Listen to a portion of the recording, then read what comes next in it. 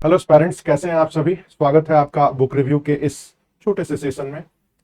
ये बुक्स आप देख रहे होंगे, आर्ट एंड कल्चर से जुड़ी हुई सारी किताबें हैं। हम आज के इस छोटे से अपने बातचीत में यह डिसाइड करेंगे कि आर्ट एंड कल्चर से रिलेटेड जितनी भी सारी बुक्स हैं उनमें से कौन सी बुक्स को पढ़ें। सबसे पहले मैं मेरे हाथ में है एनसीईआरटी की किताब, ये आप देख सकते हैं। 11th क्लास और ये 12th क्लास की ये जो दो किताबें हैं एनसीईआरटी की, इनके बारे में थोड़ी सी बातचीत करते हैं। एनसीईआरटी की ये किताब प्राइमरी लेवल की किताबें हैं। लगभग आप देखेंगे तो आर्ट एंड कल्चर से जुड़ी हुई जो भी चीजें हैं उनको इसमें बड़े अच्छे से समझाया गया है। कुल अगर देखें तो 11th क्लास की एनसीईआरटी में 8 चैप्टर हैं और 12th क्लास की एनसीईआरटी में भी 8 चैप्टर हैं। दोनों बुक्स को मिला दे तो लगभग 300 पेज का कंटेंट इसमें दिया हुआ है। इस किताब को जब मैं पढ़ रहा था तो बड़ी अच्छी चीजें मिली कि जो भी हमारी हिस्ट्री है उसका एक निश्चित जो कालक्रम है, उसी कालक्रम में आर्ट एंड कल्चर को डिफाइन किया गया है। यह एक ऐसी पढ़ने की तकनीक है या पढ़ने का माध्यम है जिसमें कोई भी स्टूडेंट्स जो 6th क्लास से 12th क्लास के एनसीईआरटी को बुक्स को पढ़ते हैं उनकी जो अंडरस्टैंडिंग है उसी को जोड़ते हुए क्रमबद्ध रूप में इसमें सारे आर्ट एंड कल्चर से जुड़ी हुई चीजों को देने का प्रयास किया गया। दो तीन चीज और भी मिली जो आईएएस के मेंस में एनालिसिस बेस्ड ओरिएंटेड इंफॉर्मेशन के तहत जो क्वेश्चन पूछे जाते हैं उन क्वेश्चन को लिखने का सबसे अच्छा रिसोर्स है एनसीईआरटी की ये बुक्स। कुछ कमियां भी मैंने नोट की, जैसे कि दूसरे भाग में जो चित्रकला का पार्ट दिया गया है, मैक्सिमम भाग चित्रकला है, लेकिन चित्रकला या पेंटिंग बहुत लिमिटेड ही पढ़ना है। इसमें लगभग 300 पेज का कंटेंट है पेंटिंग के ऊपर, और मेरे हिसाब से 3 पेज का कंटेंट आईएएस के एग्जाम के लिए सफिशियंट है। तो फिर यही समस्या आ जाती है कि इतना कंटेंट पढ़ने की जरूरत क्या है। एक दो चीज और भी है, जैसे आर्किटेक्ट है, 32 पेज में आर्किटेक्ट दिया गया है, मतलब वस्तुकला।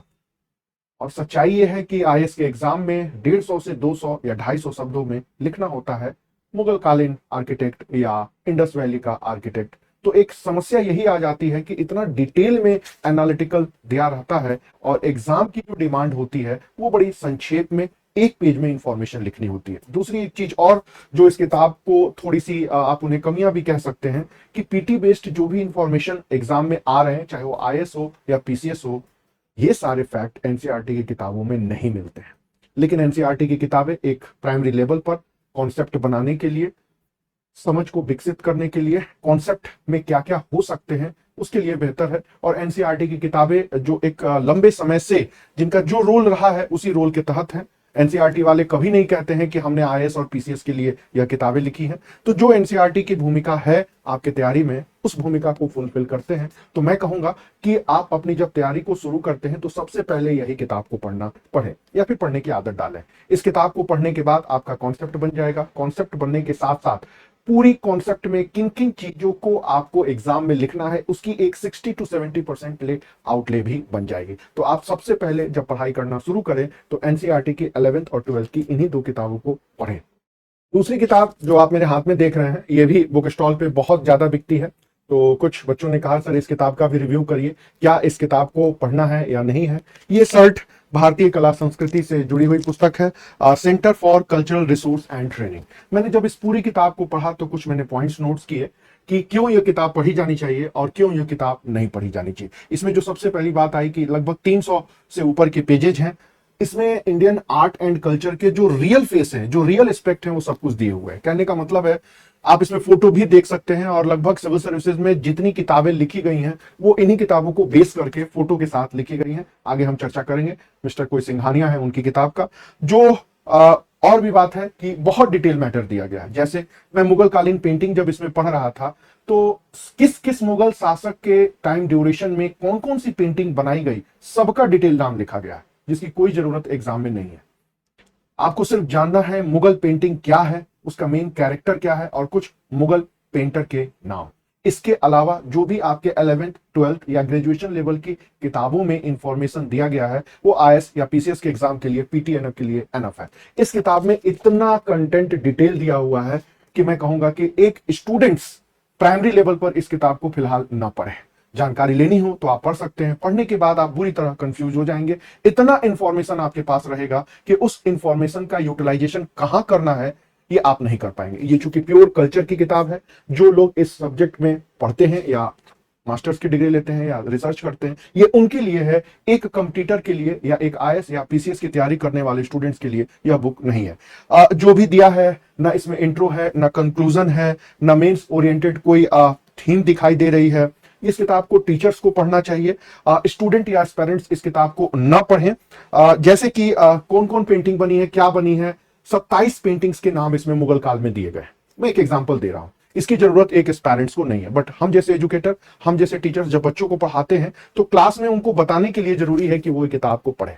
निष्कर्ष रूप में कहें तो इस किताब की जरूरत एक टीचर्स को है, स्टूडेंट्स को नहीं है। तो स्टूडेंट्स जो भी तैयारी कर रहे हैं या जो पेरेंट्स एग्जाम में पार्टिसिपेट कर रहे हैं, वो इस बुक्स को ना पढ़ें, वो छोड़ सकते हैं। हाँ, अगर आपको भारत की कला और संस्कृति के बारे में जानने का शौक है, जो कि मुझे लगता है किसी को होता नहीं है, तो वो जरूर इस किताब को पढ़ सकते हैं। अगली किताब जो मेरे हाथ में है वो टाटा मैकग्रा हिल की लिखी हुई किताब है। रहीस सिंह राइटर है, ये लखनऊ बेस्ड एक एजुकेटर हैं, बहुत अच्छे, बहुत विद्वान शिक्षक हैं। इनके कई सारे लेख राष्ट्रीय स्तर के अखबारों में मैंने लंबे समय से पढ़ा है। इस पूरी किताब को पढ़ने के बाद मैंने जो कुछ पॉइंट्स नोट्स किए हैं, 6 चैप्टर में यह किताब डिवाइडेड है, लगभग 250 से भी ज्यादा इसमें पेजेज हैं। इस किताब में धर्म, समाज, गीत, संगीत बहुत अच्छे से समझाया गया है। बहुत बढ़िया इंफॉर्मेशन है, टू द पॉइंट इंफॉर्मेशन है, और ये मेंस के लिए बहुत अच्छी किताब हो सकती है। लेकिन कुछ कमियां भी है, पीटी वेस्ट इंफॉर्मेशन इसमें नहीं है। पीटी के जो भी क्वेश्चन आ रहे हैं, चाहे वो आईएएस में हो, चाहे वो पीसीएस में हो, उसकी थोड़ी सी कमी झलकती है। लेकिन फिर भी जो लोग मेंस लिखने जा रहे हैं या मेंस लिखने की कोशिश कर रहे हैं, तैयारी कर रहे हैं, वो इसमें संस्कृति के चैप्टर को या धर्म के चैप्टर को अच्छी तरीके से तैयार कर सकते हैं। एक चीज और लगी इस किताब को पढ़ने के बाद, इसमें इंडियन हिस्ट्री और वर्ल्ड हिस्ट्री के भी कुछ चैप्टर दे दिए गए हैं। अब एक लेखक जब अपनी पुस्तक को लिखते हैं तो वो किस सोच के तहत लिख रहे हैं, ये थोड़ा बताना मुश्किल होता है। लेकिन एग्जाम की दृष्टि से देखें तो इंडियन हिस्ट्री और वर्ल्ड हिस्ट्री के कुछ जो चैप्टर इसमें दिए गए हैं, उसकी जरूरत आईएएस के पीटी और मेंस एग्जाम के लिए तो नहीं है। हाँ, जानकारी रखने के लिए बहुत सारी चीजें होती हैं, तो उसके लिए आप कह सकते हैं कि हाँ, ये देखी जा सकती है। बट इंडियन हिस्ट्री और वर्ल्ड हिस्ट्री का आर्ट एंड कल्चर में क्या काम है, तो मुझे थोड़ी सी ये बात खटकी कि आखिर क्यों शामिल किया गया है। कभी लेखक मिलेंगे तो हम इसमें बात भी करेंगे कि सर, आर्ट एंड कल्चर में इंडियन हिस्ट्री और वर्ल्ड हिस्ट्री के चैप्टर्स आपने क्यों जोड़े, तो हो सकता है इस प्रश्न का उत्तर मिले। अगली किताब हमारे सामने स्पेक्ट्रम की है, ये आप देख रहे होंगे। स्पेक्ट्रम कॉम्पिटिटिव एग्जामिनेशन में, खासकर आईएएस के एग्जामिनेशन में, स्पेक्ट्रम का एक अपना अलग महत्व है। आज भी मैं कहूंगा कि स्पेक्ट्रम की जो मॉडर्न इंडिया किताब है, आधुनिक भारत, उस स्ट्रक्चर की किताब आज भी नहीं लिखी गई। दूसरी जो सबसे बड़ी बात, ये स्पेक्ट्रम पब्लिकेशन हर बुक्स को अपडेट करते हैं, खासकर उनकी मॉडर्न इंडिया की किताब या पर्सनालिटी के ऊपर जो आई है, इतनी शानदार है कि उस लेवल की अभी भी कोई किताब मेंस के लिए नहीं है। इस किताब को पूरी पढ़ने के बाद मैंने कुछ पॉइंट्स नोट किए, जैसे 12 चैप्टर हैं, 680 पेज हैं इस किताब में, इतनी मोटी है, आप देख सकते हैं। तो ये किताब एक एस्पिरेंट के लिए पढ़ना भी थोड़ा सा बड़ा कठिन है। सभी एस्पेक्ट इसमें शामिल हैं, सभी चीजों को बड़ी शानदार तरीके से टू द पॉइंट इसमें दिया गया है।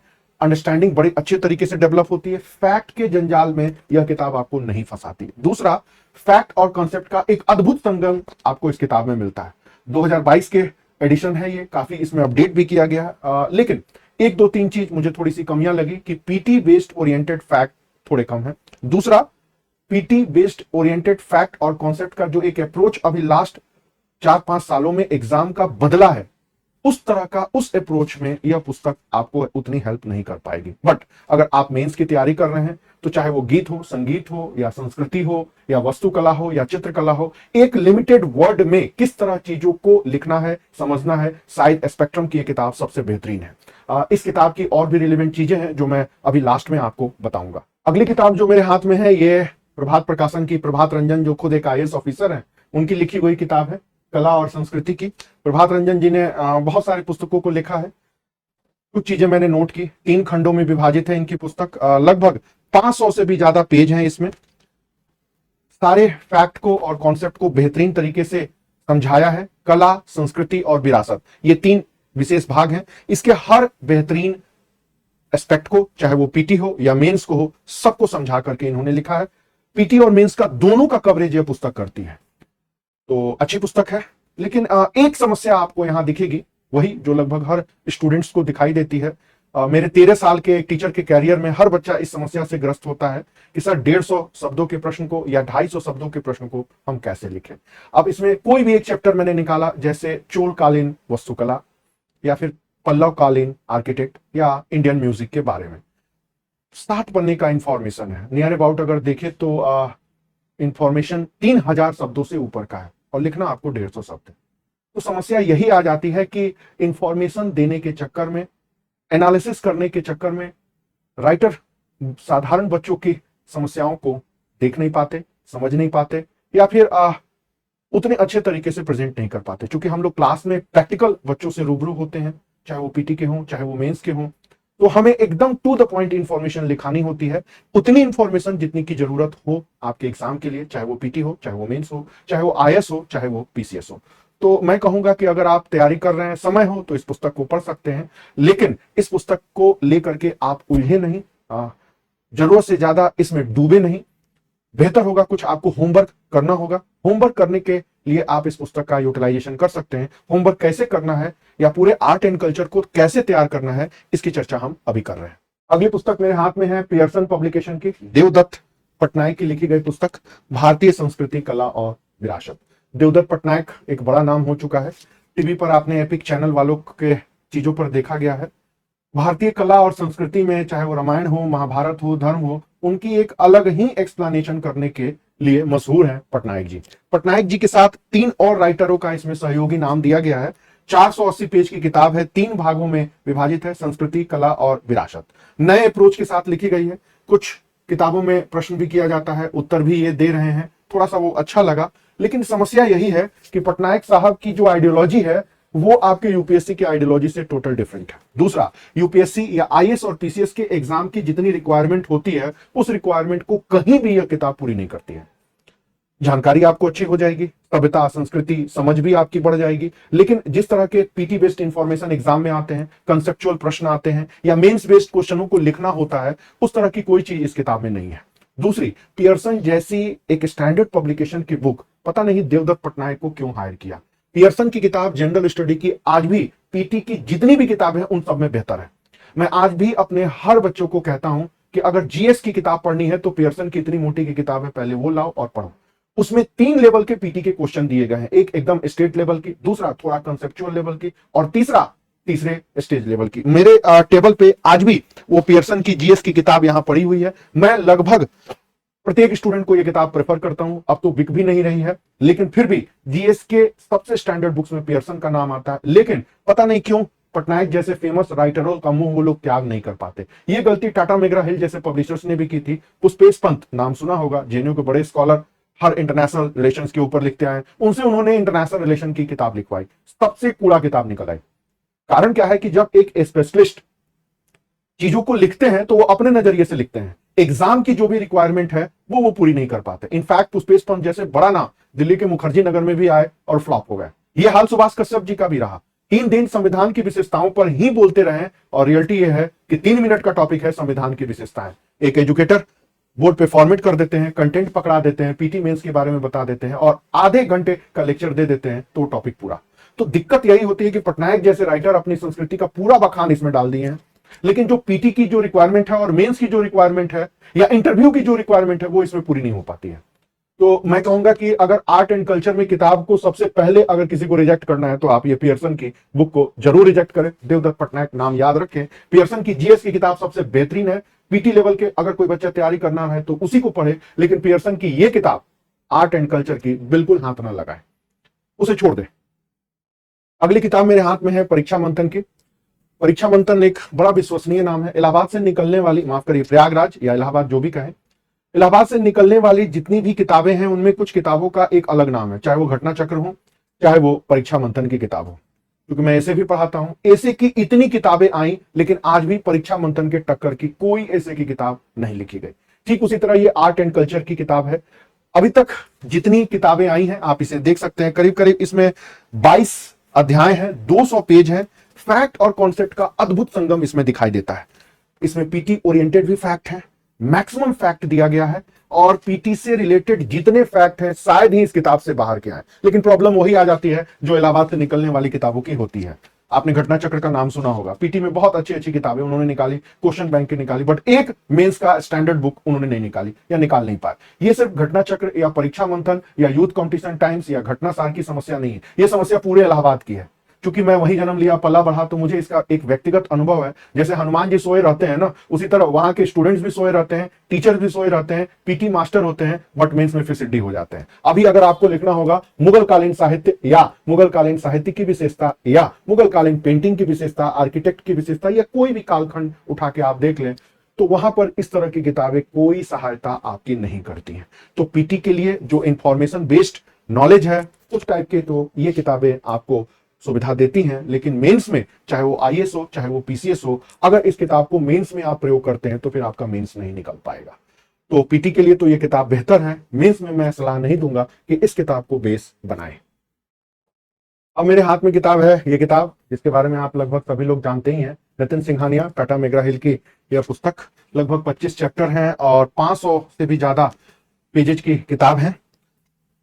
इस किताब के बारे में 2-3 चीज मैं कहना चाहूंगा कि आज यह किताब इतनी ज्यादा मशहूर हो चुकी है, बिल्कुल लक्ष्मीकांत की तरह, कि फैक्ट और कॉन्सेप्ट का संगम हो या ना हो, किताब अच्छी है या बुरी, उसके आलोचना से या उसके मूल्यांकन से यह किताब ऊपर उठ चुकी है। लगभग हर सिविल सर्विसेज के एस्पायरेंट के टेबल पर यह किताब दिखाई देती है, अच्छा ही है। इस किताब को ही श्रेय जाता है कि आर्ट एंड कल्चर के टॉपिक्स को बड़ी गंभीरता से पढ़ना, हर एस्पेक्ट इसमें शामिल है, जितने भी होते हैं, चाहे वो वस्तुकला, चित्रकला, मृदभांड कला, संगीत कला, सिनेमा, कथा, साहित्य, वो सब इसमें शामिल है। फोटोज भी बड़े अच्छे से दिए हुए हैं, जिसमें कहीं भी किताब को पढ़ने से बोरियत नहीं होती। तो कई मामलों में ये किताब बेहतरीन है। पीटी के जितने एस्पेक्ट्स होते हैं सब कुछ शामिल है, प्रीवियस ईयर्स के क्वेश्चन भी इसमें दिए हुए हैं, बट किताब लिखते वक्त लेखक कुछ उस्तादी कर जाते हैं। इस किताब में जीएस के कई सारे पॉइंट्स उठा के डाल दिए हैं, पहली बात। दूसरा, इस किताब से यह बताने की कोशिश की गई है कि यह किताब सारे फैक्ट्स को शामिल कर लेती है, लेकिन जैसे जीएस के कई सारे टॉपिक्स जो जीएस में पढ़े जाते हैं उनको आर्ट एंड कल्चर में नहीं पढ़ा जाता। 550 पेज की किताब को पढ़ने की कैपेसिटी एक नॉर्मल स्टूडेंट्स में नहीं होती है। 13 साल हो गए क्लासरूम में सैकड़ों बच्चों के बैचेस को पढ़ाते पढ़ाते, ये बच्चा अगर 500 पेज की किताब को पढ़ेगा और इससे कहा जाए कि इसे रिवीजन करो, चाहे वो पीटी का हो चाहे वो मेंस का हो, वो नहीं कर पाएगा। दूसरी बात, इसमें 70% जो मैटर है वो मोर देन एनफ है, जिसकी जरूरत आर्ट एंड कल्चर में नहीं है लेकिन किताब में दी गई है। तीसरी बात, 70% मैटर ऐसे हैं जो आप जीएस में ऑलरेडी पढ़ते हैं, उनकी भरपाई जीएस में हो सकती है, एनसीईआरटी की किताबों से हो सकती है या जो भी ट्रेडिशनल नोट्स हैं उनसे होती है, फिर भी इसमें दिया है। हम ये तो नहीं कहेंगे कि गलत दिया है या गलत तरीके से या गलत एम्बिशन से दिया है, लेकिन इतनी मोटी किताब को पढ़ना, पचाना, समझना और समझ करके लिखना, मुझे लग रहा है 99% एस्पायरेंट इसमें फेल हो जाए। लेकिन फिर भी अगर आप तैयारी शुरू कर रहे हैं तो एनसीईआरटी के बाद इस किताब को जरूर पढ़ें। शुरुआत के 2 से 3 महीने में 1 महीने इस किताब के ऊपर जरूर अपने आप को फोकस रखें, इसमें उलझे नहीं। कम से कम 5 बार इस किताब को आपको पढ़ना होगा, तो पीटी रिलेटेड जितने फैक्ट हैं वो तो आपके हो जाएंगे, लेकिन आप इसमें डूब सकते हैं, आप इसमें उलझ सकते हैं, आप इसमें फंस सकते हैं, आप इसके भंवर जाल में झुलस भी सकते हैं। लेकिन फिर भी मैं कहूंगा कि आप इस किताब को पढ़ें। कुछ चीजें होती हैं, झुलसने दीजिए, फंसने दीजिए, डूबने दीजिए, आखिर पार तो हो ही जाएंगे। तो अगर ये विश्वास है तो आप इस किताब को जरूर पढ़ें। अब बात हो रही थी कि कैसे लिखना है, तैयारी करनी है या चीजों को तैयार करना है। जैसे इस क्वेश्चन को देखें, रॉक आर्ट का क्या महत्व है, 2021 का ये आईएएस का प्रश्न है, 150 शब्दों में लिखा गया है, लिखना है। मैंने इसको यूपीएससी के सीट पर ही लिखा है, बताने का प्रयास किया है आपको कि आप इस चीज को कैसे देखेंगे, जानेंगे और समझेंगे। ये देखिए यहां पर ये सामने है, तो अब इसके बारे में आपको जानना है या इसके बारे में आपको समझना है, कैसे इन चीजों के बारे में समझना है। तो सबसे पहले तो आपको जानना है कि भाई ये रॉक आर्ट क्या है, इसका टाइम ड्यूरेशन क्या है। दूसरा, इस आर्ट का रिलेशनशिप किससे है, इस आर्ट की विषय वस्तु क्या रही है, चित्र कहां कहां से मिले हैं, जो आर्कियोलॉजिकल एरा है वो कौन कौन सा है, ये इमेज क्यों बनाए जाते थे, इन चित्रों से क्या पता लगता है, या फिर जो इंपॉर्टेंस है कि इन चित्रों का इंपॉर्टेंस क्या है, कला का यह कौन सा एस्पेक्ट हमारे सामने लाते हैं, किन माध्यमों से यह चित्र बनाया गया है, या इस चित्र का प्रभाव भारत के इतिहास पर बाद के कालों में कैसे प्रकट होता है और यह मॉडर्न आर्ट से कैसे जुड़ा है। इतने एस्पेक्ट हैं इस प्रश्न की डिमांड या रिक्वायरमेंट में, जो कि आईएएस 2021 के मेंस में पूछा गया और 150 शब्दों में। ये देखिए, आपका जो भी नॉलेज है या जो भी कॉन्सेप्ट है, इसका रिप्रेजेंटेशन बस इतना चाहिए, एग्जामिनर को बस इतना चाहिए जो आप लिख रहे हैं। ये साइट्स होगी, इसमें आपको इंट्रो, मीनिंग और यही 7 से 8 पॉइंट्स इसमें लिख देना होगा जो आपके सामने है। ठीक इसी तरह एक अन्य और सवाल भी है, जैसे अगर क्वेश्चन आता है कि इंडस वैली सिविलाइजेशन के मेजर एस्पेक्ट्स को बताएं, आ भी चुका है, क्या क्या लिखना है। अब ये इंडस वैली सिविलाइजेशन के मेजर एस्पेक्ट्स आर्ट के मेजर एस्पेक्ट्स हैं। अब इसी में ये सारे पीटी के भी हैं, मेंस के भी हैं, और इसी चीज को लिखना है। 5 पॉइंट्स क्या लिखना है ये आपको जानकारी होनी चाहिए। इसी का फैक्चुअल चीज पीटी है, और इसी को जब लिखते हैं मेंस में तो वो आपका मेंस हो जाता है। कैसे मेंस को लिखना है ये आपके यहां सामने दिया हुआ है, मैंने यहां पर लिखा है 150 शब्दों के जो सवाल हैं और ये जो एग्जाम में आएंगे, इसमें आपको बस इतनी इंफॉर्मेशन लिखनी है या इतनी इंफॉर्मेशन डालनी है या सामने लिखनी है जितना की है। देखिए बस 5 लाइन के फैक्ट आपके पास होना चाहिए जिसमें आप बताते हैं कि इंडस वैली सिविलाइजेशन के मेजर एस्पेक्ट कौन कौन से हैं, इंडस वैली सिविलाइजेशन के आर्किटेक्ट क्या क्या कहां कहां मिले हैं, और इंडस वैली सिविलाइजेशन में जो नगर नियोजन हो गया या फिर अन्नागार हो गया, वो सारी चीजें कैसे कहां पर किस तरह मिली है। मतलब कहने का मतलब है कि बस इतनी इंफॉर्मेशन आपकी एग्जाम की रिक्वायरमेंट है। लेकिन जब आप किताब चाहे ये उठाते हैं चाहे कोई भी उठाते हैं, 15 पेज का कंटेंट है और आपको लिखना है 15 लाइन, तो समस्या एक स्टूडेंट्स के लिए यही हो जाती है कि वो मेंस को कैसे कवर करे। जैसे देखिए एक क्वेश्चन 2022 का ये भी आया हुआ है कि मेडिएवल इंडिया के जो मंदिर और वो जो उसकी मूर्ति कला है वो सोशल लाइफ को कैसे रिप्रेजेंट करते हैं।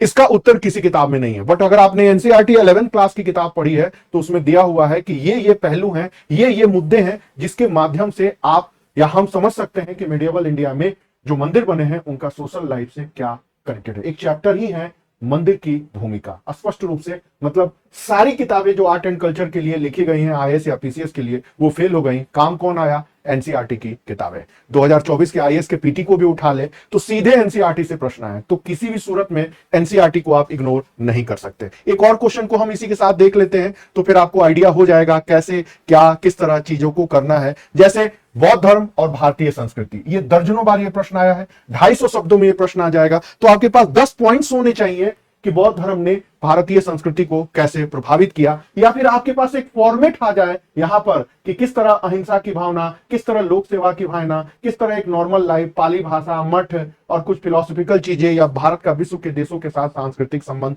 या स्तूप निर्माण कला, या लोगों के जन जीवन में साधारण सादा जीवन, उच्च विचार जैसी बातें। इतनी सारी चीजें पर्याप्त हैं और इसको अगर सिर्फ 15 लाइन का कंटेंट बच्चे को समझा दिया जाए, लिखवा दिया जाए, याद करा दिया जाए तो कोई भी बच्चा उलझेगा नहीं।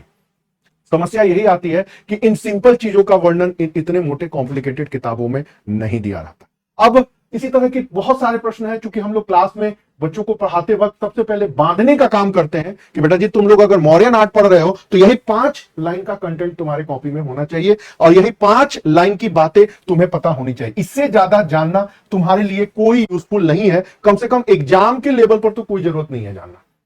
तो फिर वही बात आ जाती है कि कैसे चीजों को पढ़ें और इन सारी किताबों में से इन किताबों को कैसे किस रूप में पढ़ें। तो उसके लिए मैंने यहां पर एक छोटा सा बनाया है चार्ट, जो मैं सारे बच्चों को बताता हूं कि आर्ट एंड कल्चर जीएस 1 में अगर टॉपिक है तो इतनी सारी किताबें जो मैंने अभी आपको अभी दिखाई और बातों को जो समझाई, चाहे ये हो चाहे ये हो चाहे ये हो, इनमें से चीजों को कैसे पढ़े। तो सबसे पहले आपको इसे हिस्ट्री से जोड़ के पढ़ना है। ओल्ड एनसीईआरटी उठाइए, वही रामचंद्र शर्मा, सतीश चंद्र और विपिन चंद्र, उनको पढ़िए। एक इतिहास की समझ आपकी होनी चाहिए। जब इतिहास की समझ हो जाएगी तो इतिहास के साथ ही संस्कृति को पढ़िए। कहने का मतलब है कि आपको इतिहास के साथ ही कल्चर का पार्ट पढ़ना है। अलग से कल्चर का पार्ट पढ़ने की कोशिश पहले मत करिए। अगर आपके हिस्ट्री का कॉन्सेप्ट क्लियर है उसके साथ कल्चर को पढ़िए। उसके बाद सबसे पहले एनसीईआरटी की 11th और 12th की जो एनसीईआरटी की किताब है इतिहास को पढ़ने के बाद उसे पढ़िए।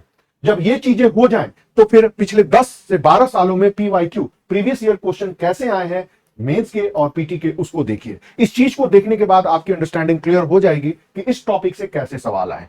दूसरी बात, पहले मेंस को पढ़िए, मेंस को तैयार करिए। मेंस के सारे टॉपिक्स को आप खुद अपने हाथ से लिखिए, उसको पॉइंट में लिखिए, उसको वर्ड लिमिट में लिखिए और फिर उसका फॉर्मेट भी बनाइए। ये काम आपको खुद करना पड़ेगा। जितने भी टॉपर्स हुए हैं या जिन लोगों का सिलेक्शन हुआ है उन्होंने यही बात कही है कि मैंने एक मेंटोर के गाइड में तैयारी की। हम जैसे मेंटोर या एजुकेटर यही बताते हैं कि आप इंडस वैली हो या मोहनजोदारो हो या मुगल पेंटिंग हो या फिर मॉडर्न आर्ट हो या फिर म्यूजिक हो या लिटरेचर हो, पहले आप टॉपिक डिसाइड करें, फिर इसी चीज को पॉइंट्स में लिखें, फिर इसी चीज को वर्ड्स लिमिट में लिखें और फॉर्मेट आप खुद बनाएं, क्योंकि आपका बनाया हुआ फॉर्मेट आपको याद रखेगा। या हम जैसे एजुकेटर या टीचर कोई भी हो, जो भी फॉर्मेट बनाते हैं आपके माइंड में होना चाहिए कि अगर मुगल पेंटिंग आ रही है या मुगल आर्किटेक्ट आ रहा है या मौर्यन आर्ट आ रहा है या पाल पीरियड आर्ट आ रहा है तो उसमें ये लिखना है। फिर उसके बाद आप पीटी पढ़ें,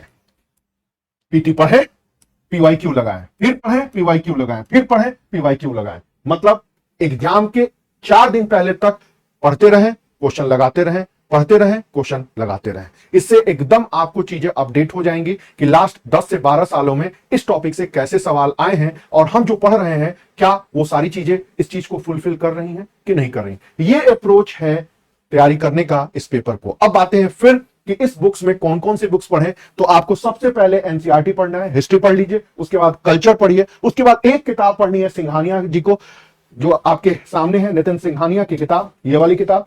और इसको सिर्फ आप बेस बनाइए पीटी के लिए। पीटी के अलावा मेंस की यह रिक्वायरमेंट किताब पूरी नहीं कर पाते हैं, या करते भी हैं तो आपको वर्ड लिमिट में उलझा करके रख देंगे। उसके बाद मेंस के लिए आप स्पेक्ट्रम पढ़ सकते हैं। स्पेक्ट्रम आज भी किताब मेंस के लिए बेहतरीन मानी जाती है, चाहे वो मॉडर्न इंडिया का हो, चाहे वो आर्ट एंड कल्चर का हो। तो ये 3 किताबों को आपको बेस बनाना है, एकदम क्लियर है। पहले हिस्ट्री पढ़नी है, हिस्ट्री का एक अंडरस्टैंडिंग बनानी है, उसके बाद कल्चर की एनसीईआरटी उठानी है, उसको पढ़ लीजिए। उसके बाद सिंघानिया को पढ़िए, सिंघानिया से पीटी की जितनी रिक्वायरमेंट होती है वो पूरी हो जाएगी। उसके बाद स्पेक्ट्रम पढ़ लीजिए मेंस की। मेंस में जितनी सारी चीजें हैं, कैसे तैयारी करनी है, वो मैं आपको बता दिया हूं। तो चूंकि मार्केट का एक ट्रेंड है कि पहले पीटी पढ़ते हैं, पीटी निकल जाता है तो अब जाकर के मेंस पढ़ते हैं, मेरे हिसाब से तैयारी करने का ये थोड़ा सा गलत तरीका है। अगर जो भी बच्चे पहले अटेम्प्ट में सेलेक्ट हुए हैं, उनकी स्ट्रेटजी को देखिए, उनसे बात करिए, उनकी चीजों को जानिए, तो वो यही कहते हैं कि पहले हमने मेंस पढ़ा, उसके बाद पीटी पढ़ा। तो मेरे हिसाब से यही तरीका है। उम्मीद है कि आर्ट एंड कल्चर को लेकर के इस छोटे से बातचीत में मैंने जितने डाउट्स हैं उनको क्लियर कराने की कोशिश की होगी। Okay, thank you.